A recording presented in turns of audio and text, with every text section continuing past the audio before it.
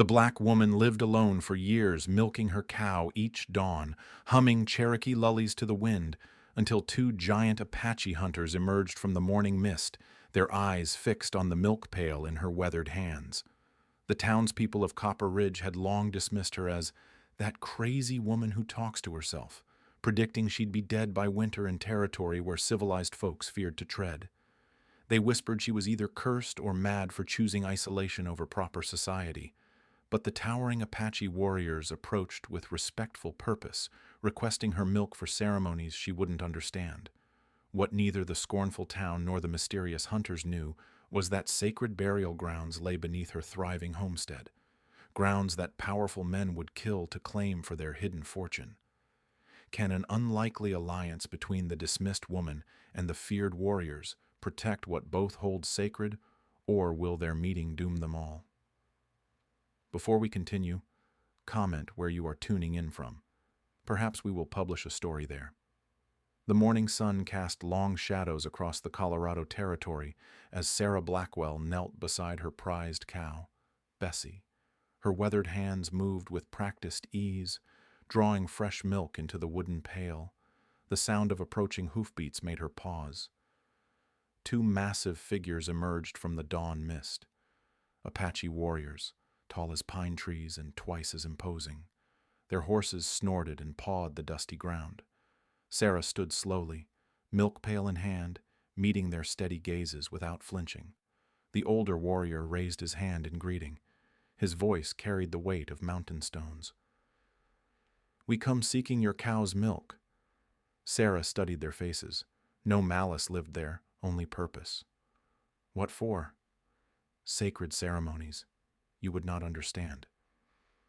3 years had passed since Sarah first claimed this remote patch of land. The townspeople of Copper Ridge had laughed until their sides ached. A black woman, alone, trying to work soil that had broken stronger folk. Marcus Whitfield, the town's banker, had crossed his arms that first day. "This ain't charity land, woman. You'll be begging for passage back east before Christmas." The general store owner had been crueler still. "Don't waste good supplies on her.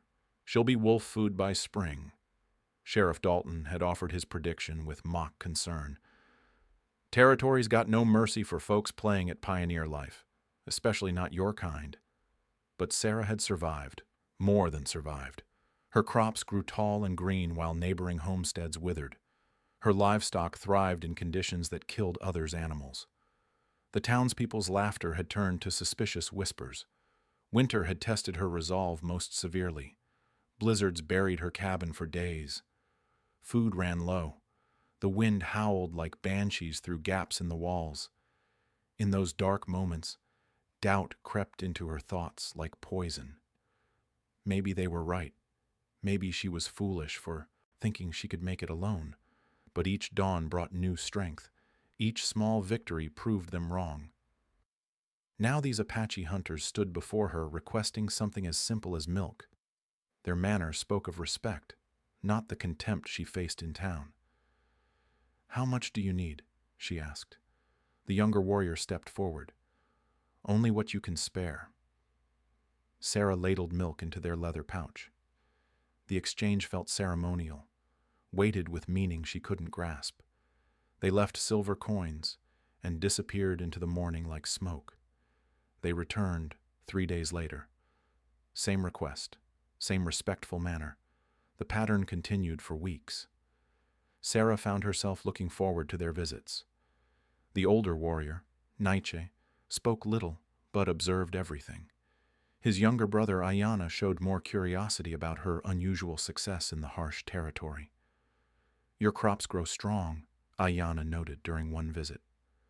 "Good soil," Sarah replied. But it was more than that. The land seemed to welcome her presence. Plants grew where they shouldn't. Animals came to drink from her well without fear. Sometimes she caught herself speaking Cherokee words her grandmother had taught her, addressing the wind like an old friend. Changes were coming to the territory.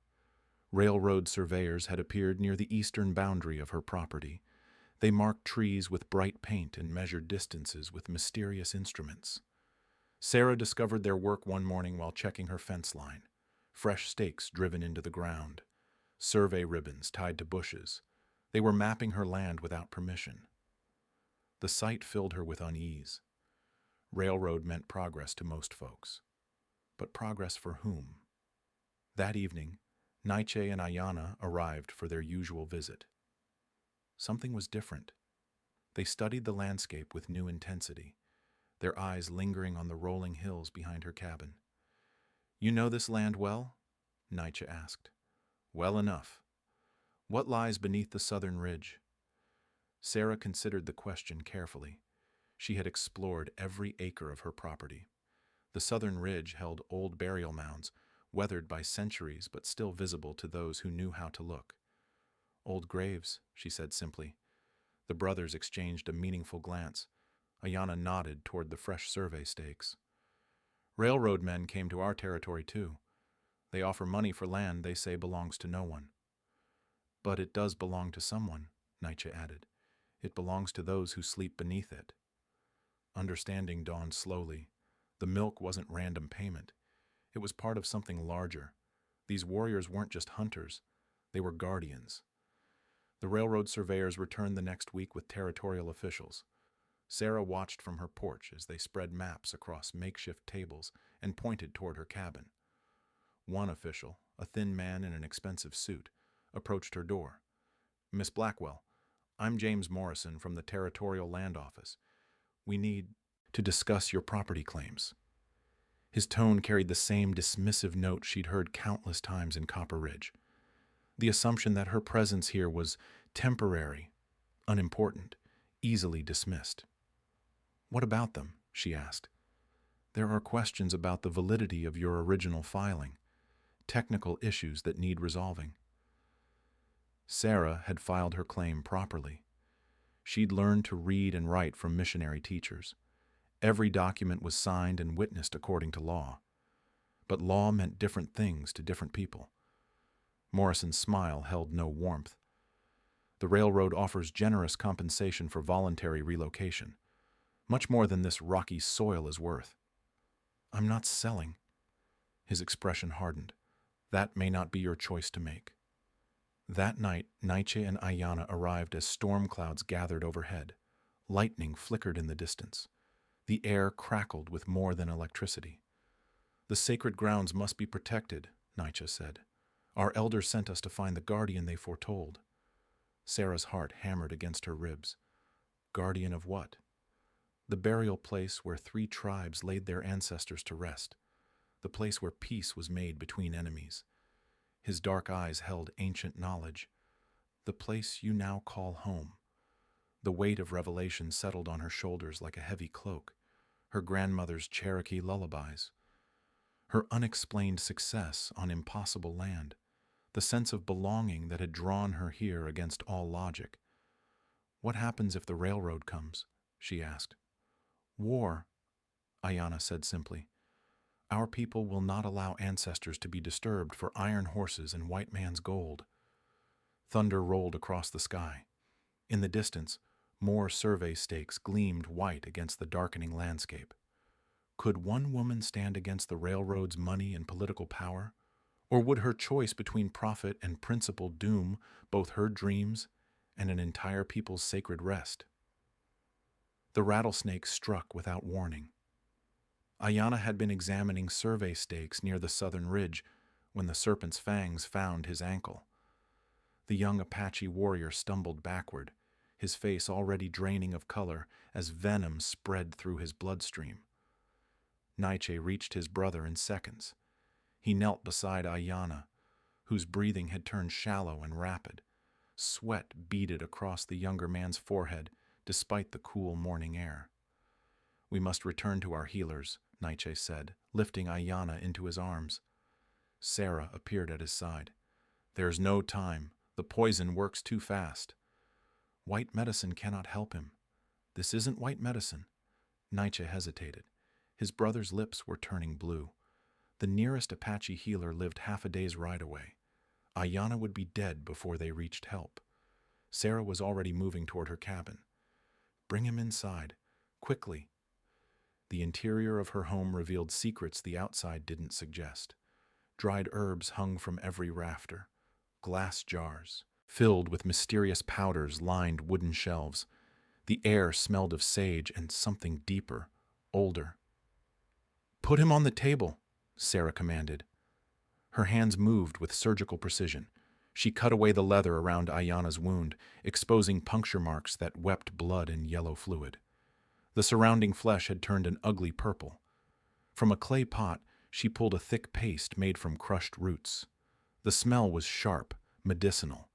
She packed it directly into the bite wounds while speaking in a language Nietzsche didn't recognize. Not English, not Spanish, something that sounded like wind through ancient trees. "Cherokee," she said, noticing his confusion. "My grandmother's tongue." Sarah's fingers found pressure points along Ayana's leg. She pressed hard, forcing the poisoned blood away from his heart. Her movements followed patterns older than written memory. "Your grandmother was Cherokee?" "Raised by Cherokee medicine women after slavers took her from Africa as a child." Sarah never paused in her work. They saw gifts in her, taught her their healing ways. She pulled a thin knife from the fire. The blade glowed red hot. Nietzsche tensed, but Sarah's touch was gentle as she made small cuts around the bite. Dark blood flowed freely. The Cherokee called her Atsila, medicine root. She could cure sickness others couldn't understand. Sarah applied fresh poultice to the wounds. "She taught me that true healing bridges all worlds, African, Cherokee, European. All knowledge serves life." From another jar, she mixed a tea that steamed with pungent vapor. She lifted Ayana's head and helped him drink. The liquid was dark as midnight. White willow for pain, echinacea for poison, bloodroot to strengthen his heart. Her voice carried quiet confidence. "And words my grandmother learned from her Cherokee mothers." Sarah continued speaking Cherokee while she worked. The ancient syllables seemed to calm Ayana's labored breathing. His color slowly improved from blue to pale. Nietzsche watched in amazement. He had seen Apache healers work powerful medicine, but this was something different. This combined traditions he'd never imagined could mix. "Why are you here?" he asked. "Really here? On this exact land?" Sarah's hands never stopped moving. "My grandmother had visions before she died. She saw burial grounds where 3 tribes made peace. She saw a guardian who would protect that sacred place when great danger came." She looked up from her patient. "She saw me." The pieces fell into place in Nietzsche's mind. The elders had sent him and Ayana not to test a random homesteader. They had sent them to find the guardian their own prophecies foretold. "The milk ceremonies," he said, "were your way of confirming what your leaders already suspected." Sarah checked Ayana's pulse. Stronger now, steadier. "You needed to see if I understood the sacred nature of this responsibility." Ayana's eyes fluttered open. His breathing had returned to normal. The purple swelling around his ankle was already receding. "You saved my life," he whispered. "Your ancestors and mine worked together to save your life," Sarah corrected. "I just followed their wisdom." Nietzsche felt shame burn in his chest. He had judged this woman by her skin color and gender. He had assumed Cherokee medicine and Apache traditions could never blend with African knowledge. He had been wrong about everything. "The railroad men will not respect sacred grounds," he said. "No, they won't. Our tribal council will declare war if ancestors are disturbed." "I know. But you're still willing to fight them?" Sarah began cleaning her medical tools. "My grandmother didn't send me here to hide. She sent me to stand guard." That evening, the 3 of them walked to the southern ridge together. Ancient burial mounds rose from the earth like sleeping giants. Each one held warriors and families from different tribes who had chosen peace over endless warfare. "Cherokee, Apache, and Cheyenne," Sarah said, "all buried together after the Great Peace Treaty." Ayana knelt beside one of the larger mounds. "My great-grandfather rests here." "And Cherokee ancestors my grandmother knew." Sarah placed her hand on the earth. "This place holds more than bones. It holds the memory of enemies becoming allies. Nietzsche understood now why the elders had sent them to this woman. She wasn't just protecting graves, she was protecting the idea that different peoples could choose cooperation over conflict. The railroad stakes gleamed white in the moonlight, surveyor marks carved into sacred ground like scars. Tomorrow would bring more officials, more legal papers, more pressure to sell.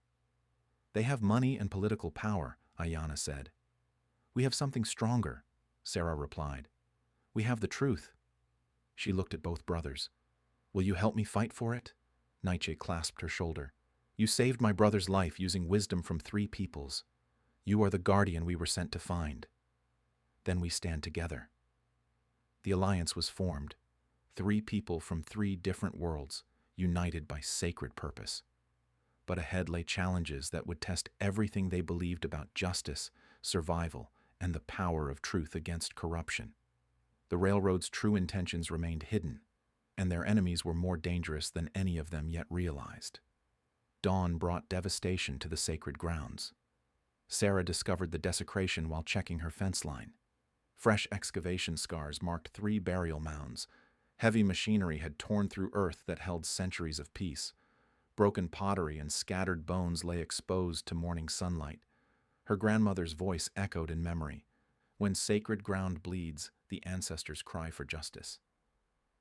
Nietzsche and Ayanna arrived within the hour. Their faces turned stone hard at the sight of disturbed graves. Ayanna knelt beside fragments of a Cherokee prayer pipe, his hands shaking with controlled rage. They came in darkness like grave robbers, Nietzsche said. While we slept, they destroyed what took generations to sanctify. Sarah gathered bone fragments with reverent care. This is war. But not the war their enemies expected. Over the following days, the unlikely alliance deepened. Nietzsche taught Sarah to read landscape signs the way Apache scouts tracked enemies.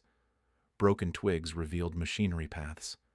Disturbed earth showed where survey teams had worked at night. Railroad men lie about their true purpose, he explained. These markings show mineral testing, not track placement. Sarah shared knowledge her missionary teachers had given her. Legal documents, territorial law, federal treaties, information that could become weapons against corruption if used correctly. Property rights mean nothing without proper documentation, she said, but documentation means nothing without honest officials to enforce it. Ayanna proved gifted at moving unseen through contested territory. He mapped the full extent of sacred grounds, revealing burial sites that stretched far beyond Sarah's property boundaries. The cemetery held more tribal history than anyone had realized. 12 different bands made peace here, he reported. Cherokee, Apache, Cheyenne, Arapaho. Even some Lakota warriors rest in this ground. The scope of potential desecration grew clearer each day. The railroad's planned route would destroy the largest intertribal burial ground in the Colorado Territory. Sarah's cabin became their planning headquarters. Maps spread across her kitchen table. Legal documents stacked beside Cherokee healing herbs. 3 cultures blending knowledge like her grandmother had taught her to blend medicines. We need proof of their real intentions, Sarah said. Legal proof that courts can't ignore. And spiritual proof that tribes can't ignore, Nietzsche added. They decided to perform proper reburial ceremonies for the disturbed remains. The work required traditional elements from all 3 cultures represented in the sacred ground. Sarah provided Cherokee death songs her grandmother had taught her. Nietzsche brought Apache blessing rituals. Ayanna gathered sage and sweet grass for purification ceremonies. Under starlight, they worked to restore what machinery had destroyed. Each bone was cleansed and returned to earth with appropriate honors. Each pottery fragment was blessed before reburial. Your grandmother would be proud, Nietzsche told Sarah as they finished the last grave. Our ancestors rest easier knowing the guardian fulfills her calling, Ayanna agreed. But morning brought fresh challenges. James Morrison arrived with territorial marshals and updated legal documents. His smile carried the confidence of a man backed by powerful interests. Miss Blackwell, these new surveys show significant irregularities in your original land claim, he announced. Sarah examined the papers, forgeries, but skillful ones. Property boundaries had been redrawn. Legal descriptions had been altered. According to these documents, she owned worthless scrubland instead of prime territory. "These aren't the papers I filed," she said. "Records do get updated as territories develop. Happens all the time." Morrison's tone suggested routine bureaucracy rather than outright theft. "The railroad offers fair compensation for relocation." "I'm not relocating. That decision may not be yours to make. Federal authorities take property disputes seriously." One marshal stepped forward. His hand rested casually on his weapon. "Ma'am, you'd best consider cooperation. Resistance leads to complications." Sarah felt the weight of generations pressing on her shoulders. Her grandmother's Cherokee mothers, African ancestors who had survived slavery, Apache warriors who chose peace over endless warfare. "I'll consider it," she said finally. Morrison's party departed with satisfied expressions. They believed they had won through legal intimidation and bureaucratic fraud. They were wrong. That evening, the three allies gathered around Sarah's kitchen table. Maps and documents covered every surface. The scope of their investigation was expanding beyond simple land theft. "These survey patterns make no sense for railroad construction," Ayanna observed. "The proposed route goes through impossible terrain." "But perfect sense for mining operations," Sarah added. "Look at these elevation markings." Nietzsche studied mineral testing reports hidden among railroad documents. Silver deposits, extensive ones. The truth crystallized like morning frost. The railroad was a cover story. The real goal was mineral extraction from sacred mountain ranges. Sarah's property sat directly above the richest silver veins in the territory. "How many other families have faced similar legal challenges?" Sarah asked. "The Clearwater family lost their homestead last month," Ayanna recalled. "And the Apache band near Silver Creek received eviction orders from territorial authorities." "All families with land containing mineral deposits," Nietzsche realized. The conspiracy was larger than simple land grabbing. It was systematic theft targeting both native tribes and African American homesteaders across the entire region. Legal fraud backed by federal authority and territorial corruption. "We need more evidence," Sarah said. "Proof that connects all these thefts to the same criminal network." "And we need allies," Nietzsche added. "Other families fighting similar battles." "We need to move carefully," Ayanna warned. "These people have already shown they'll use violence if legal fraud fails." Sarah looked at her Cherokee grandmother's medicine bundles hanging from the rafters, at Apache blessing items Nietzsche had contributed, at legal documents that represented her only protection under territorial law. "We move like my grandmother taught me to heal," she said. "We combine every tradition, every skill, every piece of knowledge we possess. And if that's not enough, then we find more allies, more evidence, more ways to fight." Sarah's voice carried quiet determination. "Because the ancestors buried in this ground chose peace over warfare. We honor them by choosing justice over surrender." The alliance was strengthening, but their enemies possessed resources and connections that stretched from territorial capitals to federal offices. The coming battle would test every skill they had learned and every bond they had forged. The midnight meeting changed everything. Ayanna had been tracking railroad officials for 3 nights when he witnessed the secret gathering. Hidden in tall grass near Copper Ridge, he watched James Morrison meet with men who wore no railroad company insignia. Territorial Governor Hayes stepped from an expensive carriage. Behind him came Eastern investors in silk suits and diamond stick pins. These weren't railroad men. These were mining barons. "The Cherokee woman's land sits on the richest vein," Morrison reported, "but she refuses all buyout offers." "Then we accelerate the timeline," Governor Hayes replied. "Federal land commissioners arrive next week. We need clear titles before then."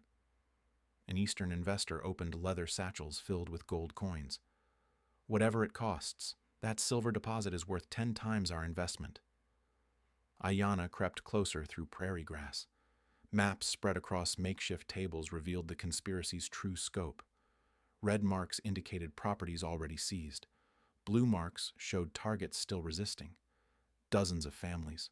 Cherokee homesteads, Apache territories, African American settlements, all marked for systematic theft.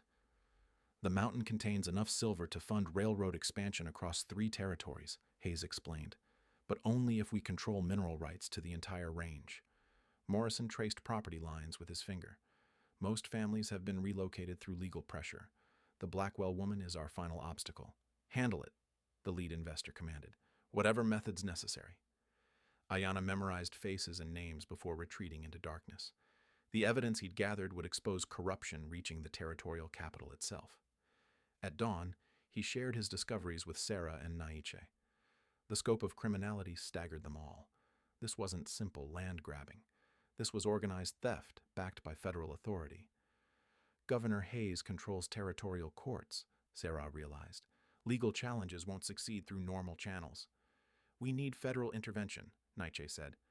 Someone with authority over territorial government. And we need other victims to testify, Ayanna added. Individual voices might be dismissed, but dozens of families telling similar stories can't be ignored. Sarah transformed her homestead into resistance headquarters. Her kitchen became a document center where legal papers were copied and organized. Her barn housed displaced families seeking justice. The Clearwater family arrived first. Thomas Clearwater, a former slave turned successful farmer, had lost everything to fraudulent legal challenges. His wife Martha carried their youngest child while older children helped load their remaining possessions. They said our deeds were never properly filed, Thomas explained. Claimed the land belonged to railroad development. Same lies they told me, Sarah confirmed. Different officials, same criminal network. Cherokee families from Silver Creek came next. Their leader, Joseph Ridge, brought tribal documents proving ancestral land rights stretching back generations. Territorial marshals arrived with eviction orders, he reported. No courts, no hearings, just orders to leave within 72 hours. Federal treaties guarantee tribal sovereignty, Sarah pointed out. These evictions violate congressional law. Treaties mean nothing when corrupt officials control enforcement, Joseph replied bitterly. More displaced families arrived daily. Apache bands forced from mineral-rich territories. African American homesteaders facing fraudulent legal challenges. Even sympathetic white settlers who had refused to cooperate with the conspiracy. Each family's story revealed identical patterns. Forged documents, intimidating officials, offers of relocation to worthless land, threats of violence for continued resistance. Naiche coordinated intelligence gathering among the growing community. Apache scouts tracked mining equipment movements. Cherokee trackers mapped the full extent of silver deposits. Former slaves who could read and write documented legal violations. The conspiracy extends beyond Colorado territory, Naiche reported. Similar operations are targeting mineral-rich lands in Wyoming and New Mexico. Sarah organized testimony from each displaced family. Her literacy skills proved invaluable for creating proper legal documentation. Missionary education had taught her formal writing styles that courts would respect. Federal land commissioners must hear these stories, she insisted, but they'll only listen if we present evidence in legal language they understand. Working by lamplight, she transformed individual complaints into comprehensive legal briefs. Property theft became systematic violation of federal homestead laws. Forged documents became criminal conspiracy to defraud legal landowners. Ayanna continued surveillance of the criminal network. His tracking skills revealed connections between territorial officials, mining interests, and federal bureaucrats. The corruption reached higher than anyone had suspected. Morrison receives orders from Washington, he discovered. Someone in the federal land office is coordinating these operations. The revelation was devastating. If federal officials were directing territorial corruption, normal legal channels offered no protection. They needed to reach honest authorities at the highest levels of government. What about the Army? Thomas Clearwater suggested. Military commanders answer directly to Washington, not territorial governors. Fort Collins has a federal investigation unit, Joseph Ridge added. They handle territorial corruption cases. Sarah considered their options carefully. Military intervention carried risks. Soldiers might side with territorial authorities rather than displaced families. but corrupt civil officials clearly controlled local courts and federal land offices. We need irrefutable evidence before approaching military authorities, she decided. Proof that even corrupt officials can't dismiss or destroy. The displaced community rallied around evidence collection. Cherokee families provided historical documents proving ancestral rights. African American homesteaders shared original property deeds. Apache scouts gathered intelligence about mining operations. Martha Clearwater discovered the most damaging evidence while helping organize legal documents. Hidden among routine territorial paperwork were coded communications between Governor Hayes and federal conspirators. "Look at these shipping invoices," she said. "Silver ore is already being extracted and transported east. The mining operation is already active." The timing was crucial. If mining companies could establish productive operations before legal challenges succeeded, federal courts might rule in favor of economic development over property rights. "How long before federal land commissioners arrive?" Joseph asked. 4 days, Sarah replied. "We have 4 days to compile testimony, organize evidence, and present a case that exposes this entire conspiracy." The displaced community worked around the clock. Sarah's homestead buzzed with activity as families prepared their fight for justice. Documents were copied, testimony was rehearsed, evidence was organized into compelling presentations. But their enemies possessed resources and connections that extended from territorial capitals to federal offices. The coming confrontation would determine whether truth and justice could overcome corruption and greed. The sacred burial grounds lay silent beneath stars, holding ancestors who had chosen cooperation over conflict. Their descendants now faced the greatest test of those ancient values. The final piece of evidence arrived with morning light. Colonel Marcus Stevens rode into Sarah's homestead leading a small cavalry unit from Fort Collins. His weathered face carried the authority of 30 years military service and the weight of federal investigation orders. "Miss Blackwell, I'm here on direct orders from the Secretary of War," he announced. "Reports of territorial corruption have reached Washington." Behind him rode Captain Elizabeth Morrison, the Federal Army's first female investigative officer. Her sharp eyes surveyed the displaced families gathered around Sarah's property with professional interest.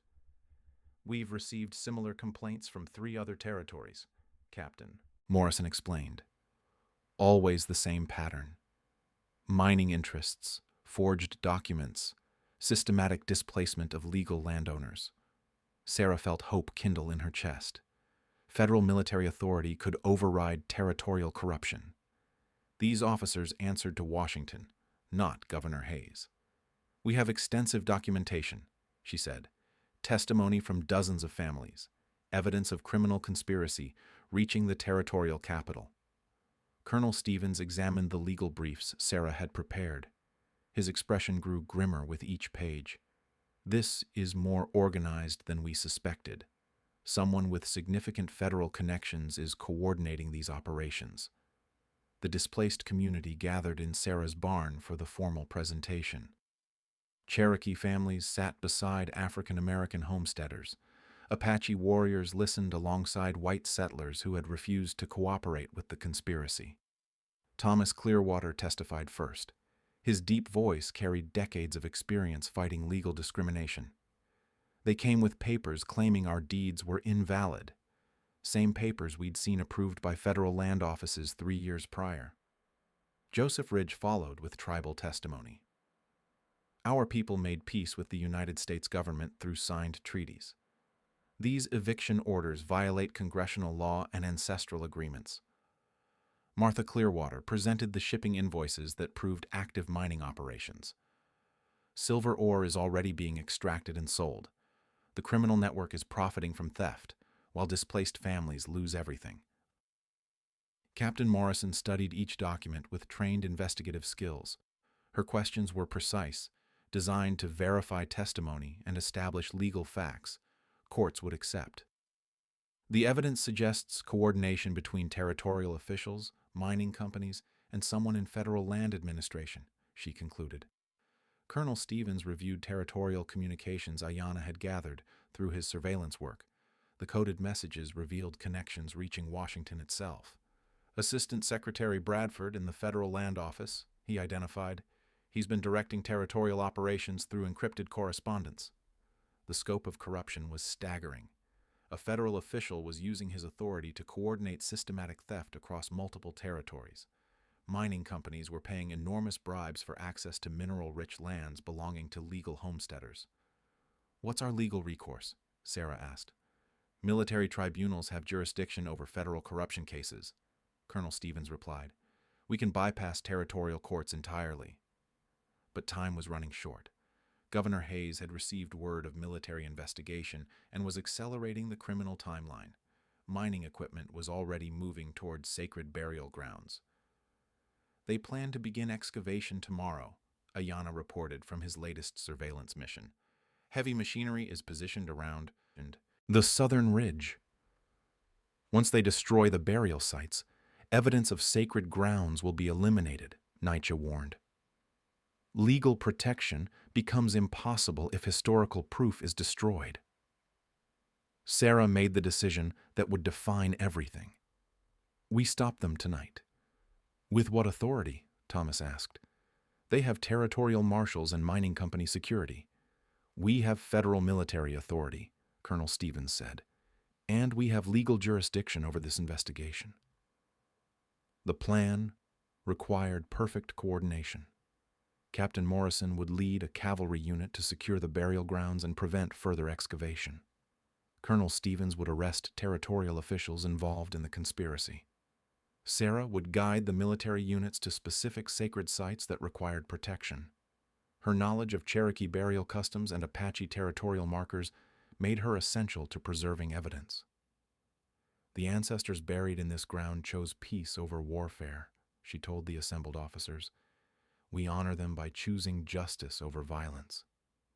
As darkness fell, the displaced community prepared for their most crucial stand.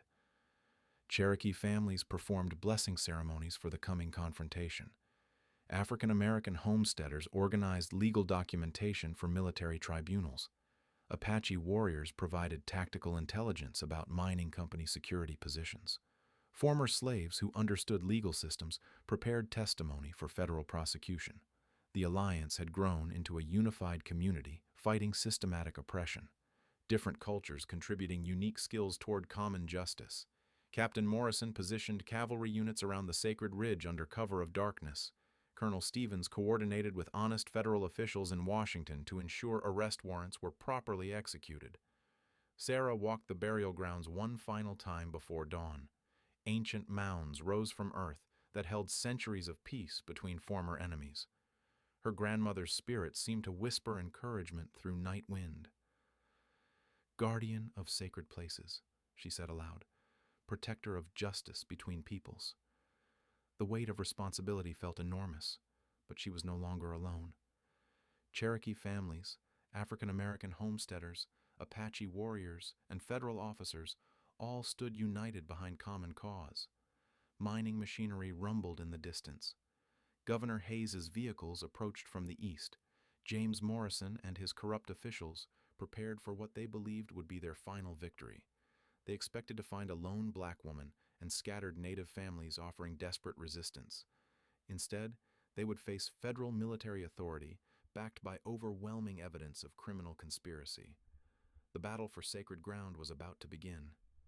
Not with weapons and violence, but with law and justice wielded by an unlikely alliance of marginalized peoples who had found strength in unity. Dawn light touched the burial mounds, where ancestors slept. The living prepared to honor their memory by defending truth against corruption, justice against greed, and cooperation against systematic oppression. The moment of final confrontation approached with the rising sun. The confrontation began at sunrise. Governor Hayes arrived with territorial marshals expecting to oversee final excavation of the sacred burial grounds. James Morrison followed with mining company officials and heavy machinery operators. They found federal cavalry units positioned around every burial mound. Colonel Stevens stepped forward with arrest warrants signed by the Secretary of War himself. "Governor Hayes, you're under arrest for conspiracy to defraud federal landowners and violation of territorial administration laws." "This is outrageous," Hayes sputtered. "I have federal backing for these operations." "Assistant Secretary Bradford has been arrested in Washington," Captain Morrison announced. "His confession details your entire criminal network." The mining company officials attempted to flee but found cavalry units blocking every exit route. Ayana's intelligence had provided perfect tactical positioning. No escape was possible. Morrison tried to destroy evidence by throwing documents into a hastily built fire. Martha Clearwater intercepted the papers before flames could consume them. The shipping invoices and coded communications were preserved. "Federal military tribunals will review all evidence," Colonel Stevens declared. "Property rights will be restored to legal owners immediately." The corrupt network collapsed within hours. Honest federal investigators had been waiting for sufficient evidence to move against territorial corruption. Sarah's comprehensive legal documentation provided everything needed for successful prosecution. By noon, the mining equipment was withdrawn from sacred ground. The burial mounds remained untouched, protected by federal military order and restored legal recognition. Cherokee families began returning to their ancestral territories. Apache bands received confirmation of treaty rights that territorial officials had illegally violated. African American homesteaders reclaimed properties stolen through forged documents. Thomas Clearwater stood on his restored farmland with tears in his eyes. "Thought we'd lost everything to legal thieves." "Justice delayed isn't justice denied," Sarah replied.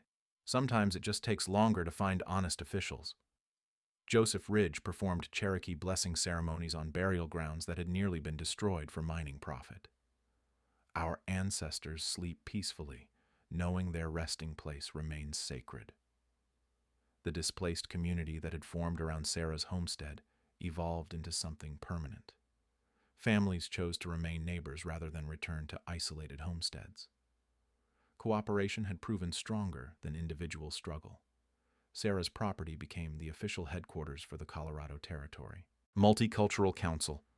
Representatives from Cherokee, Apache, Cheyenne, and African American communities met regularly to coordinate mutual aid and resolve disputes peacefully. Captain Morrison established a permanent federal oversight office on Sarah's land. Military investigators would monitor territorial officials to prevent future corruption. The sacred grounds received federal protection status that no local authority could override.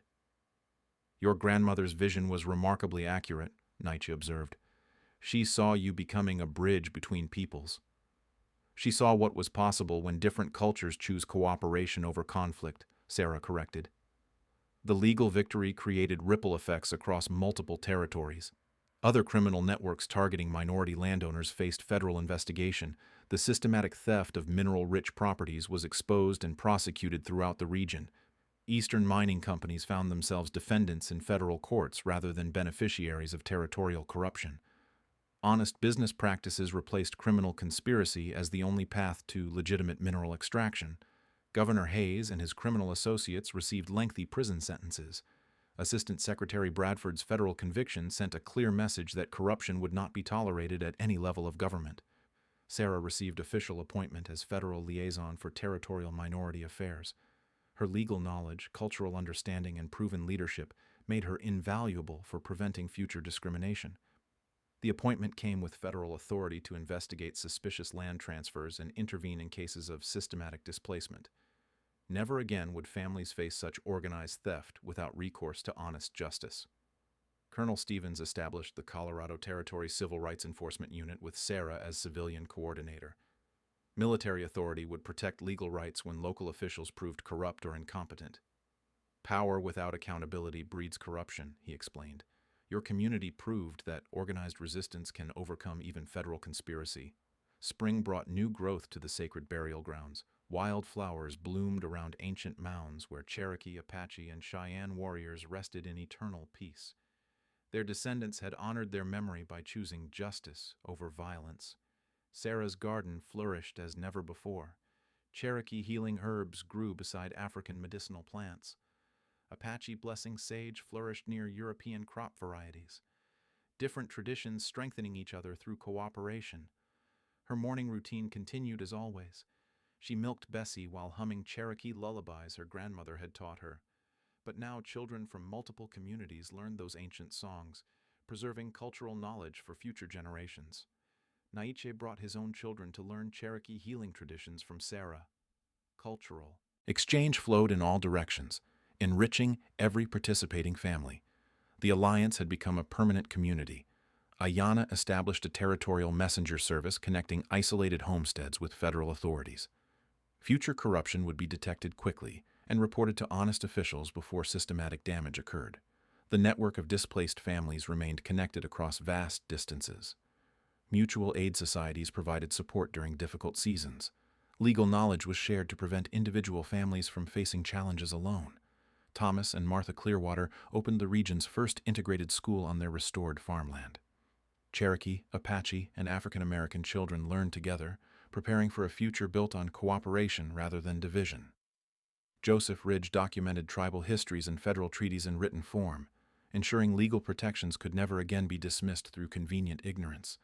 Legal literacy became a community priority. The sacred burial grounds drew visitors seeking inspiration from the site where former enemies had chosen peace.